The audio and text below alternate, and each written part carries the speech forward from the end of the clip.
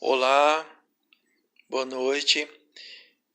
Espero que todos estejam bem com esse momento tão grave da vida nacional, com esse coronavírus. Nos obriga a nós ministrarmos as nossas atividades de uma forma não presencial. E quero aqui dizer que gostaria de estarmos presentes, mas isso não é possível. Sendo assim, nós temos que dar continuidade às nossas atividades e, na sequência deste segundo bimestre do primeiro semestre do curso de vocês, da nossa disciplina de estudos socioeconômicos, temos que falar do capítulo 1.10, movimentos sociais. E o movimento social é fundamental em qualquer sociedade.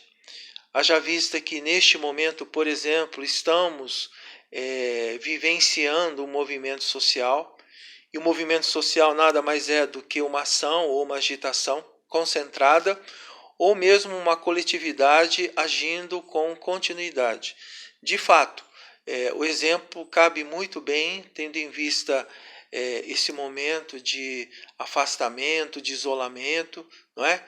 E que nos obriga a modificar o modo de vida. E o movimento social é exatamente isso.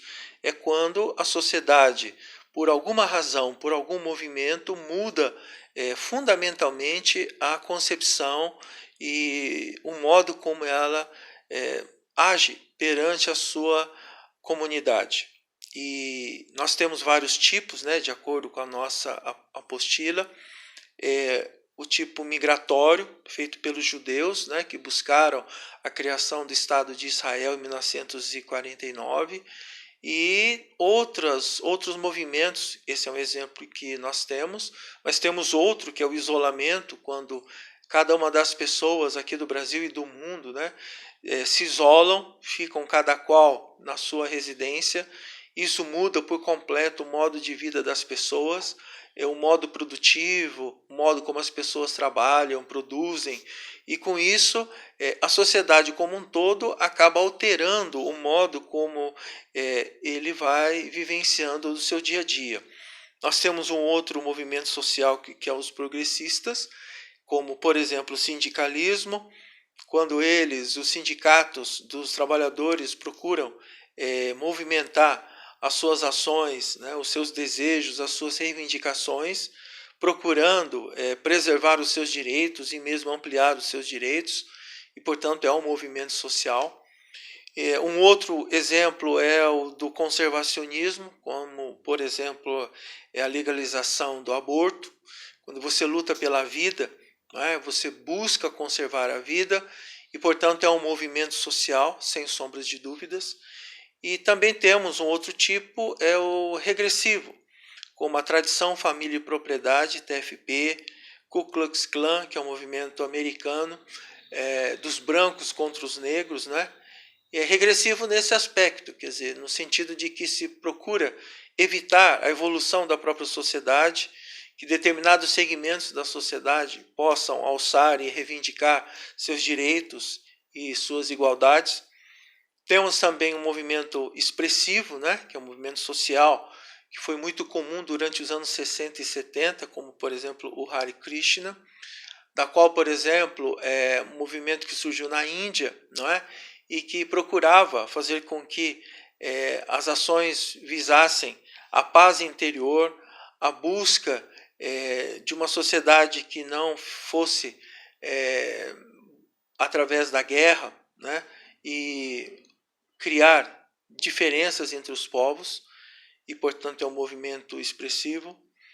Pode ser um outro movimento bem próximo, como os utópicos, e aí o exemplo são os hippies, e eles com isso provocam o desejo de buscar a paz, o amor contra a guerra.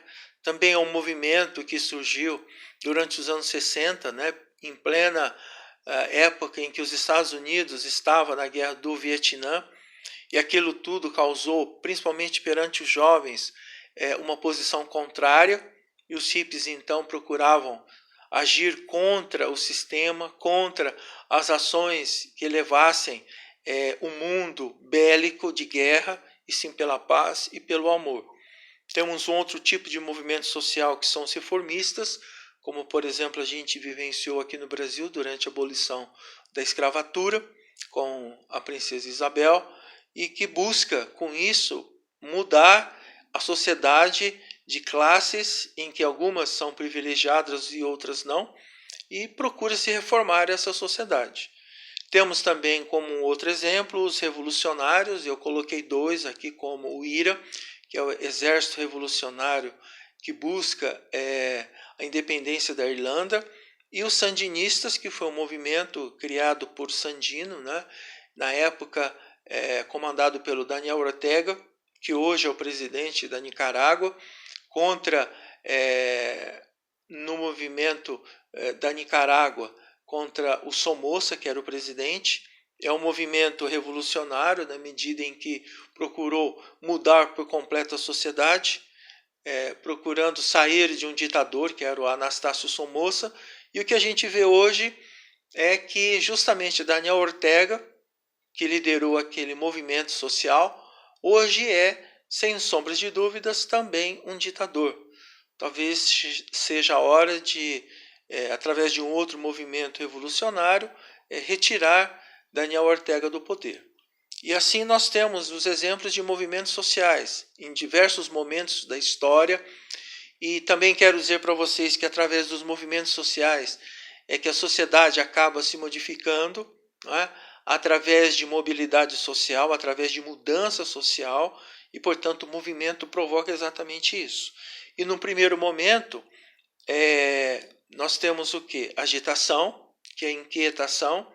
Num segundo momento, a excitação, o desenvolvimento do espírito de corpo, não é? O terceiro momento, a formalização, quer dizer, como é que nós vamos colocar isso de uma forma clara, de uma forma planejada, através de uma ideologia, trabalhando com o moral das pessoas. E depois o movimento, que é a institucionalização. E um bom exemplo disso tudo, sem sombras de dúvidas, é o que a gente vive nos dias de hoje, que é justamente esse isolamento que nós estamos vivendo, nos obrigando, né? E o coronavírus cria uma agitação, cria uma inquietação. As autoridades sanitárias e médicas exigem que nós fiquemos em casa, não é? E aí cria-se todo um aparato através do governo federal, do Ministério da Saúde, através, evidentemente, do governo do estado, dos prefeitos, e aí se desenvolve, se estabelece decretos, né, nos obrigando a ficar isolados. E num segundo momento, que esse terceiro, que é a formalização, que é exatamente os decretos que são baixados pelas autoridades. E com isso é evidente que a sociedade ela é obrigada, através inclusive do poder de polícia, algo que se discute muito nos dias de hoje, e a institucionalização é como as autoridades vão executando esse trabalho. E é evidente que, neste caso, a imprensa, os meios de comunicação são fundamentais. E aí, nessa outra questão que é preciso dizer sobre os movimentos sociais, são os fatores propensores individuais e sociais. Os individuais é a questão da mobilidade, ou a não mobilidade no nosso exemplo, né? A questão da marginalidade, ou seja, de que é preciso que todos estejam dentro desse mesmo espírito. Aqueles que ficarem fora vão atrapalhar, e aí a questão da marginalidade, aqueles que estão à margem do processo, não é? O isolamento e a alienação, que é um outro fator, e tudo começa de uma forma individual. A questão da família no segundo momento e a sociedade como um todo. E também o outro fator é a mudança de status social. E realmente o isolamento provoca isso nos dias de hoje. Quer dizer, a nossa condição é essa, nós não podemos nos movimentar, nós não podemos sair, ficamos todos presos, né? Ficamos todos reclusos, e com isso a sociedade sofre e muito. Um outro fator é a ausência de laços familiares. No caso, é evidente que ocorre um processo inverso naquilo que nós estamos vivenciando com o isolamento. Os laços familiares de uma unidade local dentro de uma residência, ela se estreita, ela se torna mais intensa, e mais próxima. No entanto, a gente fica mais distante dos demais familiares que nós temos, que não residem no mesmo local ou na mesma residência. Isso acaba por mudar por completo o nosso comportamento.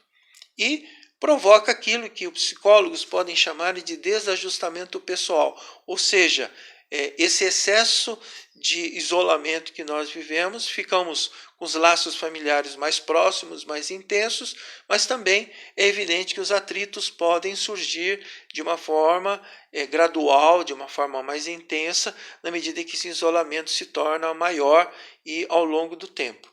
E também temos os fatores propensores sociais, ou seja, através de uma corrente social, cultural. O que seria uma corrente cultural?